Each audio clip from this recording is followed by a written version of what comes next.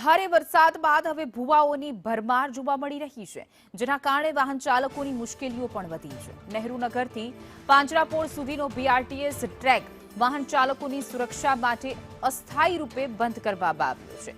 શહેરમાં વરસાદ બંધ થયાના સમય વીતી ગયો હોવા છતાં રસ્તાઓ બંધ રહેવાથી નાગરિકોને ભારે હાલાકીનો સામનો કરવો પડી રહ્યો છે.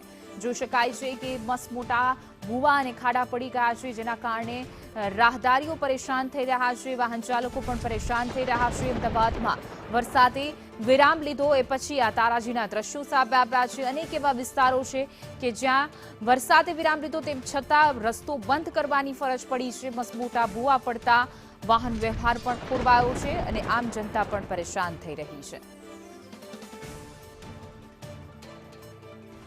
અમદાવાદ શહેરમાં વરસાદ બાદ જ્યાં જુઓ ત્યાં રોડ રસ્તાને લઈને નુકસાનીના દ્રશ્ય સામે આવે છે. ત્યારે હવે નહેરુનગરથી જો તમે પાંજરાપોળ તરફ જતા હોય તો બીઆરટીએસનો ટ્રેક બંધ કરવામાં આવ્યો છે, કારણ કે અત્યારે હાલ વિશાળ ભૂવો છે તે પડી ગયો છે. રોડ જ્યાં બેસતા હોય છે ત્યાં ભૂવા પડવાનો પણ સિલસિલો યથાવત જોવા મળતો હોય છે. ત્યારે વિશાળ ભૂવો પડવાના કારણે એક તરફનો કામ કર્યાનો સંતોષ માનતા હોય તે જ પ્રકારે બેરિકેડ લગાવીને લોકોને ન જવા માટેની અપીલ છે તે કરી દેવામાં આવી છે, પરંતુ કામગીરી ક્યારે કરવામાં આવશે તેને લઈને સવાલ ઊભો થાય છે.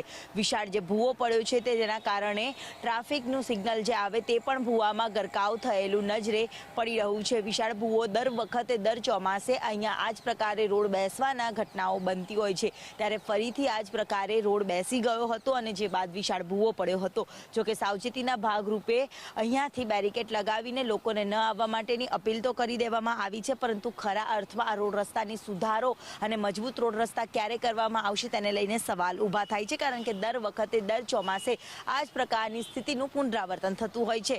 કેમેરામેન મનીષ વાણિયા સાથે દિવ્યા ચૌહાણ, સંદેશ ન્યૂઝ, અમદાવાદ.